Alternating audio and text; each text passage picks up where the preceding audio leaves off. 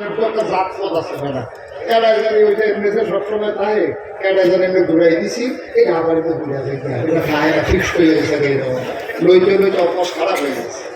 এই যে গত বন্যা গেল আমি মুস্তাফ করে দিই 15 দিন আমার পরিবার থেকে আমি বিচ্ছিন্ন ছিলাম।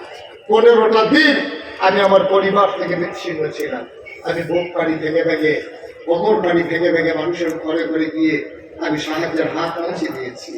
যে মানুষগুলোর কাছে আমাদের কিছু দায়বদ্ধতা আছে, তারা আমাদেরকে মডেল মনে করে, তারা আমাদেরকে আইডল মনে করে, আইকন মনে করে। আপনি গাছের লাউ দেখাবেন প্রথম, মাছের মাথাটা গরুর ফুলজানা, বিদেশি ফুটের পেয়ারা, সবাই বইলা বইলা খানা করতে নাই।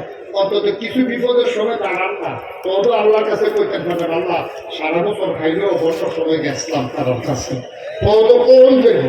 কিন্তু আমরা খাইতে খাইতে এখন অভ্যাস হয়েছে, খাওয়ানোর অভ্যাসটা আমরা ভুলে গেছি, শুধু খাইতে শিখেছি। আমি এই করোনার সময় রাতে আধারে আমার গাড়ি নিয়ে